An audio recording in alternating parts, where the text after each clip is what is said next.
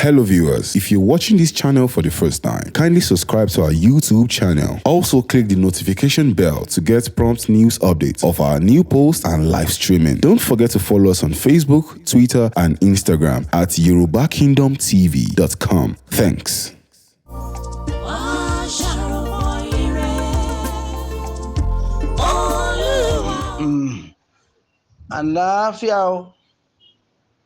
àlàáfíà olórúkọ ló sọ̀rọ̀ o.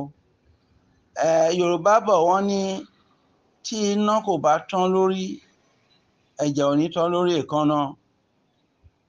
Ìyẹn ló dífá fún pé mo tún láti tún dá yín lóhùn lórí àwọn nǹkan tẹ́ sọ yìí. Naturally mi ní intention pé a máa argue pẹ̀lú ra wa lórí issue wọ̀nyí, but unfortunately ẹ̀yin ò sí lórí àwọn platform kan tó jẹ́ pé ẹ ti lè mọ ọ̀pọ̀lọpọ̀ kan tó ń lọ. Ọ̀pọ̀lọpọ̀ questions lè raise nínú nǹkan tí ẹ sọ sílẹ̀ yìí. In the first place ẹ ń try láti wave aside pé àwọn Fúlàní kankan. They are as important. If you are in my shoes or you are around, tí wọ́n bá rán àwọn èèyàn bíi alàgbà bá ń gbọ́pọ̀ á sọ̀rọ̀ ọ̀tán bá máa sọ̀rọ̀ lórí issue yìí, ibi tí mo sọ̀rọ̀ lọ ló máa sọ̀rọ̀ lọ, because it's been part of the struggle for quite some time. Wọ́n dẹ̀ mọ̀ kí ni ó ń lọ sort of. So ẹ̀yin ń sọ̀rọ̀ like somebody who is concerned, which is all right, you have to be concerned. But àwọn kan ti wà lẹ́nu struggle yóò bẹ̀rẹ̀ ńgbà tọ́rọ̀ Fúlàní dé. I single-handedly issued the first statement on Wednesday 20th May 1987 nígbà tí bàbá Awólọ́wọ̀ kú. Bàbá kú ní May 9. I was in England. I was in UK there, serving on the Executive Committee of Pan-African Congress Movement of South Africa. Tọ́hún náà ní struggle báyìí lórí apartheid. They have met me in Geneva in 1985 during the 40th anniversary conference of United Nations. Our presentations mi ní Geneva ló impress wọn tán pè mí pé dandan ni kí n wá fún wọn ní keynote speech 1986 May 25, which is the annual something of Yoruba African Liberation Day, which I went, and they persuaded me to stay in England. I went back and I was serving them from that middle of 1986 up to May 9th. I was one of the stations. I was living in the West End, London. So, and thank God, in the interest I had about 8:30 p.m., 8:35 p.m., and then by 9 a.m. the following morning, I was in Ikene. It looks like a miracle, but Olúwa ṣe fẹ́ ni. But me story ìyẹn gùn. Another time, a máa sọ bó ṣe bí ẹ̀ ṣe jẹ́ bẹ́ẹ̀ fún yín. And one way or the other, I became part of the committees for the funeral. I was in charge of committee for security and so on. But Wednesday, May 20, I must see Baba Awolowo in about 2 weeks' time, which will be around June 6 or so. I woke up and as a result of my meditation, I issued a statement. Awo was great, but failed. And analyzed there, bó jẹ́ pé kò yẹ ká tẹ̀ fẹ́ wà nù Nàìjíríà rárá at all. And that 1946 náà wọn òyìnbó fúnra wọn ti realize pé a lè lọ́pọ̀. Tí Richardson constitution 1946 tó pín wá sí mẹ́ta. By 1951, McPherson constitution ó implement ẹ̀. And 3 regional governments. Awolowo being the head of government fún our western region. And each region has constitution, coat of arms, and even an embassy. So control the transpire between 1957 and 1959 that bá Nigeria lọ tá a lè take advantage bí Ghana ṣe become independent after all gba self-government in one western region. Tá a lè ṣe bí Kamuzu Banda, Awolowo lè ṣe bí Kamuzu Banda ní Malawi. Irú federation bẹ́ẹ̀ náà fẹ́ ṣe ní East Africa. Kamuzu Banda ló já ìjà yẹn tó jẹ́ pé there is Malawi today. analyze it and so on. No. And since then, a meeting work on how the Yoruba can be out of Nigeria. Up to when I came back to become National Director of Social Democratic Party, and I conscripted Abiola to contest that presidency because I was looking for a Yoruba man. I was the one in position to take that decision then because once it dissolved National Executive Committee, I mean Director of Political Affairs, while Professor Aborishade was Director of Research and so on.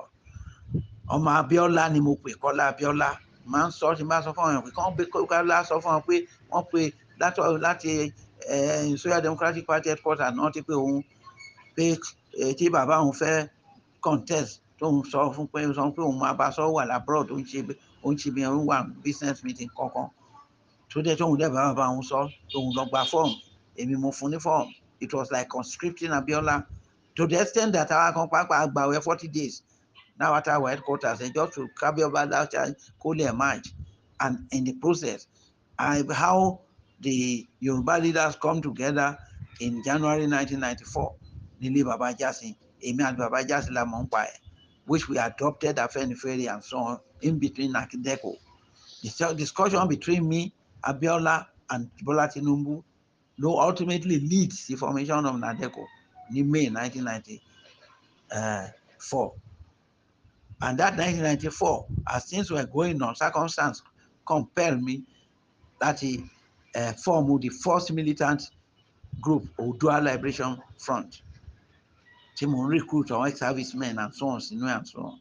By middle of 1995, leak see government, and one government them on me, myself and late Admiral Igwe are the first two naval officers in Navy University.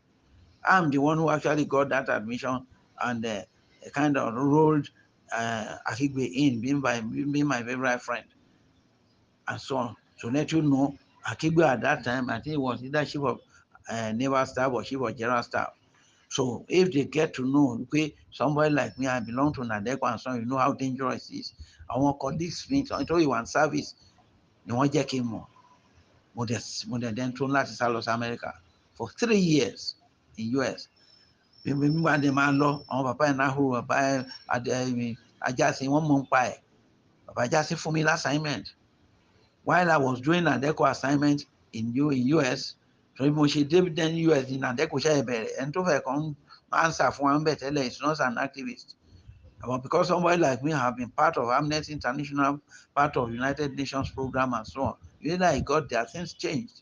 And we were, then at the same time, I was Ompolowo Odudua Nation, káàkiri America. I speech, keynote speech, mo make fún ọmọ ẹgbẹ́ Yorùbá and all other Yoruba groups in America in August 26, 1995. Ló spur another level of association and consultations tí mo ní lọ́hùn débi tá a tó dá Odua Nation People International Council lẹ̀ ní US 1995. Orí letterhead new that OMPIC, Odua Nation People International Council, la kọ lẹ́tà sí tí èmi àti secretary general OMPIC yẹn was late Ezekiel Motunde, who was working for NASA and is in Maryland, Washington DC Metro with me. Tá a mú lọ sí United Nations, kan tó refer wá sí Washington DC UNP office and so on. That's the first letter that went to UNPO pé àwa Yorùbá ò ṣe mọ́. I'm talking of December 1995. 25 years later ni Akintoye àtọwọn kan ìgbìmọ̀ YWC wá bá mi ní pálọ̀ mi bí tí mo sọ gbogbo detail yẹn fún wọn tó ń ṣe tó mú another letter lọ which click some recognition because they sort of.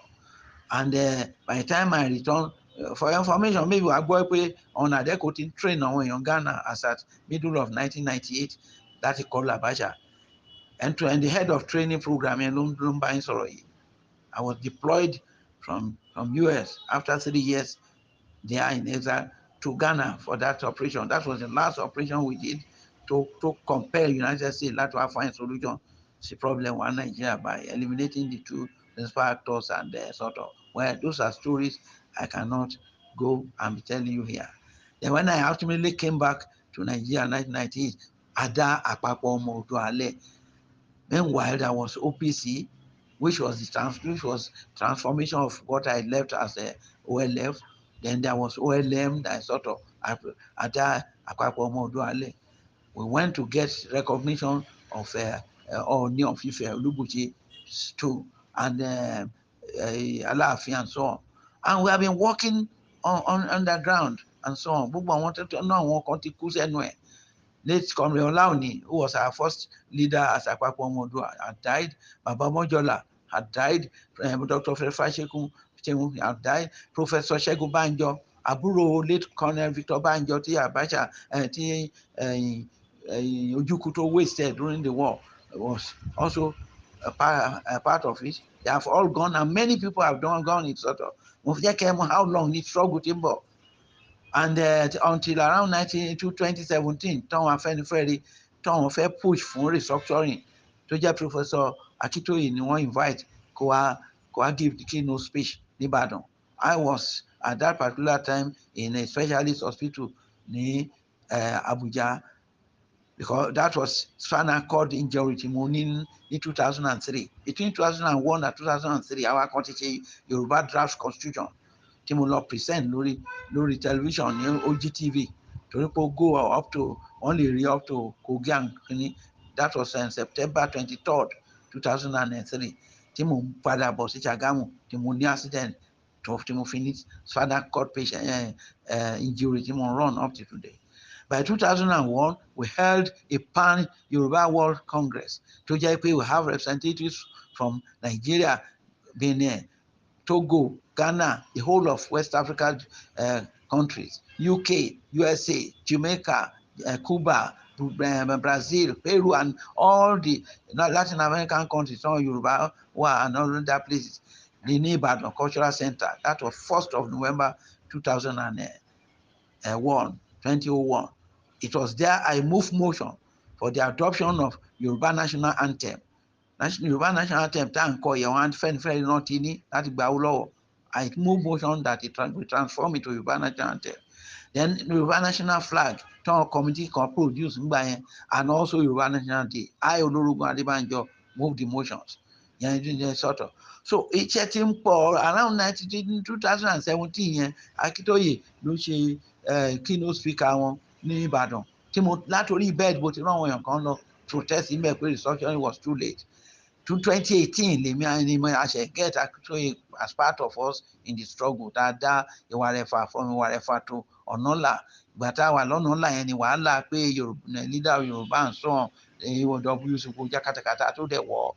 Then to the 2020 tírú Sunday Igboho tí yẹn náà tún fi ignoramus kind of kìíní tiẹ̀ tó fi dá ẹ ṣe, then ká tún yẹ máa rán wọn yáwáyáwá tá à ń rí. So there have been a lot of something, but àwa kan ń work lórí how the leaders at the top level will be speaking in one voice.